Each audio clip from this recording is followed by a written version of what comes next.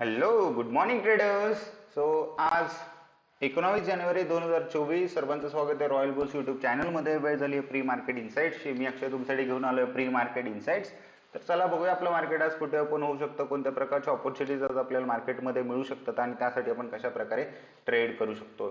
So सर्वांनी काल बघितलं असेल, परत एक वेळ आपण काल गॅप डाऊन सोबत ओपन झालोय. So Nifty, bank Nifty both indices open gap down.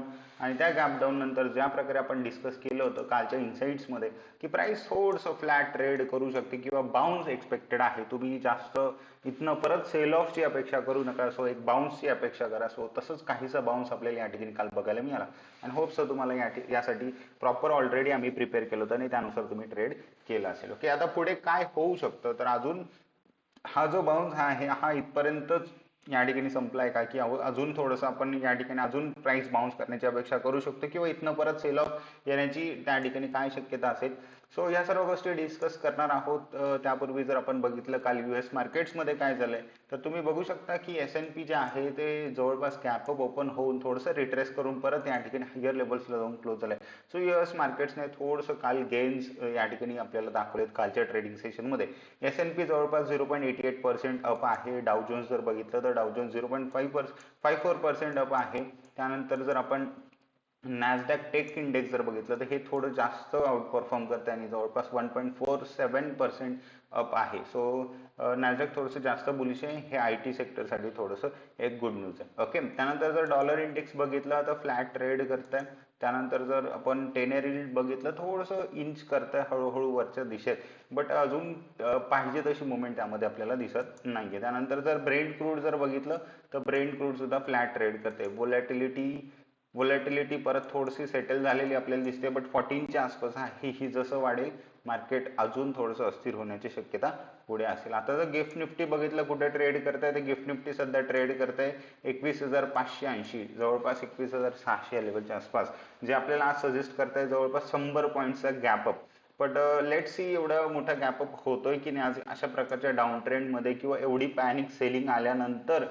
May be एवढा मोठा गॅप अप जर झाला तर gap up may be sold out, म्हणजे ज्यावेळी मार्केट ओपन होईल हा गॅप अप जर एवढा जास्त पॉईंटचा जर गॅप अप होतोय तर तो लगेच सोल्ड आउट होण्याची शक्यता खूप जास्त असते. आणि हे मोस्ट ऑफ टाइम घडतं ज्यावेळी एक स्ट्रॉंग डाऊन ट्रेंड सुरू असतो. त्यामध्ये जर प्राइस खूप जास्त गॅप अप ओपन करत असेल तर प्राइस लगेच परत तो गॅप फिल करते किंवा रिट्रेस होण्याची शक्यता खूप जास्त असते. तर चला बघूया छोट्या टाइम फ्रेमवर आपण कशा प्रकारे यासाठी प्लॅन करू शकतो आणि कोणत्या लेवल्स आपल्यासाठी महत्त्वाच्या असणार आहेत. ओके, सो सर्व लेवल्स काल आपण ड्रॉ केल्या होत्या. ही एक सपोर्ट ट्रेंड लाईन होती, ती ब्रेक झाली होती. पूर्वीच प्राइस गॅप डाऊन ओपन झाली तुम्ही बघू शकता आणि प्राइस जी आहे गॅप डाऊन ओपन होऊन खाली रिट्रेस झाली आणि तिथनं परत एक बाउन्स तुम्हाला वरच्या दिशेत मिळालाय आणि प्राइस तिथे मग साईड वेज ट्रेड करत होती. काल निफ्टीची एक्सपायरी होती, सो ही प्राइस ऍक्शन डेफिनेटली एक्सपेक्टेड होतीच. ओके, सो नाव आता आज जर प्राइस गॅप अप होणार असेल किंवा होईल तर बघा 21,600 ही जी लेवल आहे ही फार महत्वाची लेवल आहे. So let me draw. So ही जी लेवल तुम्ही बघता 21,600, तर ही 21,600 ही लेवल अतिशय महत्वाची असणार आहे and it will act as a resistance म्हणून महत्वाची असणार आहे प्राइससाठी. सो एक जो बाउन्स तुम्ही बघताय तो एक प्रॉपर ABC पॅटर्न असं काहीसं बाउन्स तुम्ही बघाल आणि ह्या लेवलपासून मे बी परत एक तुम्हाला थोडंसं सेल ऑफ बघायला मिळू शकतो आणि मग त्यानंतर मे बी प्राइस पुढे जिकडे जाईल तिकडे, बट ह्या लेवलपासून मे बी एक सेल ऑफ परत आपल्याला या ठिकाणी बघायला मिळू शकतो आणि जे पहिलं टार्गेट असेल ते 21,400 हे असेल. तर आता दोन शक्यता आहे. प्राइस छोट्या गॅपअप सोबत ओपन होते, प्राइस मोठ्या गॅपअप सोबत ओपन होते. सो प्राइस जर आज छोट्या गॅपअप सोबत ओपन झाली कुठेतरी 500 या लेवलच्या आसपास, इथे कालचा जो डे आहे त्याच्या आसपास जर प्राइस ओपन झाली तर प्राइस इथे ओपन होऊन थोडंसं हॉल्ट करू शकते, शक्यता आहे.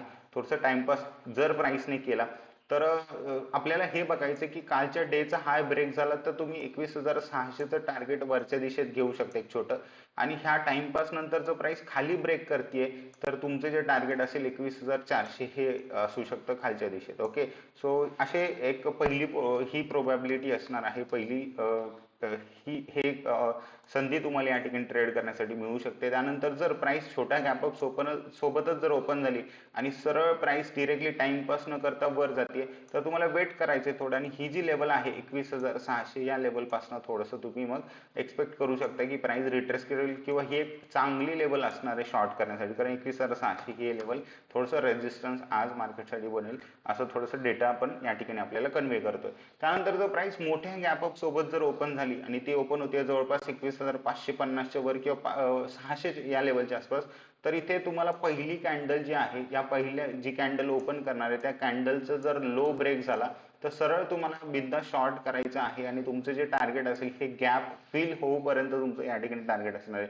सो गॅपअप ओपन जर झाला तर डेफिनेटली शॉर्ट करा पहिल्या कॅन्डलचा लो ब्रेक नंतर. 5 मिनिटची जी पहिली कॅन्डल असेल त्या कॅन्डलचा जर लो ब्रेक झाला तर तुम्हाला छान टार्गेट डाऊन साईड या ठिकाणी मिळेल. एवढं सिंपल आजचे ट्रेड असणार आहे. आणि हा, जर या उलट अजून जर प्राइस साईडवेज राहण्याची पण शक्यता असू शकते.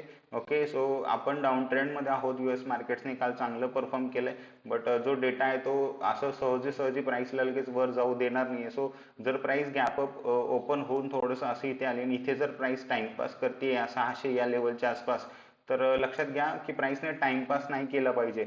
ओके, जेवढे जास्तीत जास्त वेळ प्राइस इथे खाली जाऊन परत असं थोडंसं वर स्पाइक्स दिसतात आपल्याला, तर कदाचित ही लेवल पण ब्रेक होऊन प्राइस मग ही जी सपोर्ट ट्रेंड लाईन होती जी ब्रेक केली, त्या सपोर्ट ट्रेंड लाईन पर्यंत या ठिकाणी प्राइस जाऊ शकते. ही पण शक्यता या ठिकाणी आहे. सो आपल्याला बघायचं दोन महत्वाच्या गोष्टी आहेत की छोटा गॅप डाऊन होत असेल तर प्राइस इथे टाइमपास केल्यानंतर वर ब्रेक करते की खाली, ही पहिली गोष्ट. त्यानंतर मोठा गॅप डाऊन झाल्यानंतर प्राइस इथे डिरेक्टली खाली येते की प्राइस टाइमपास करते. सो आपल्याला हवं आहे की प्राइसने पटकन इथे सस्टेन न करता खाली यावं, जेणेकरून आपण इथे शॉर्ट करू शकतो. सो एवढं सिंपल आजचं अनालिसिस असणार आहे. प्राइस ऍक्शन मी पूर्णपणे व्यवस्थित तुम्हाला मे बी समजून सांगितलेले आहे. त्यानंतर आता जर बँक निफ्टीमध्ये बघितलं तर बँक निफ्टी थोडंसं काल जास्त स्ट्रॉंग किंवा होल्ड करून होतं निफ्टीच्या कंपॅरिझन मध्ये. So proper double bottom pattern इथे या ठिकाणी बँक निफ्टीमध्ये आपल्याला तयार झालेला दिसतोय.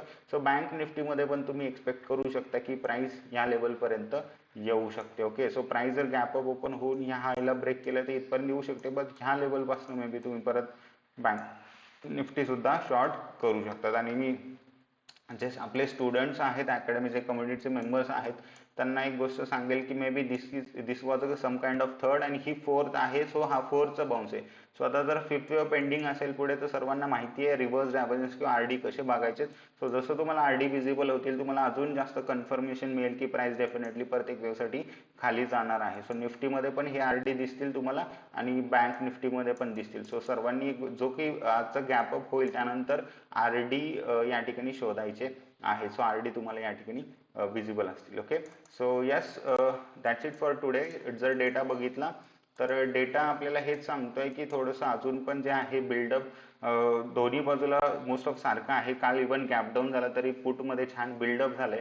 जे बायर्स आहे ते थोडंसं प्राइस कुठेतरी सपोर्ट घेते असा डेटा या ठिकाणी आपल्याला समजतोय. आज 0.9 PCR आहे, बट यस हा डेटा सडनली चेंज व्हायला बिलकुल वेळ लागणार नाही.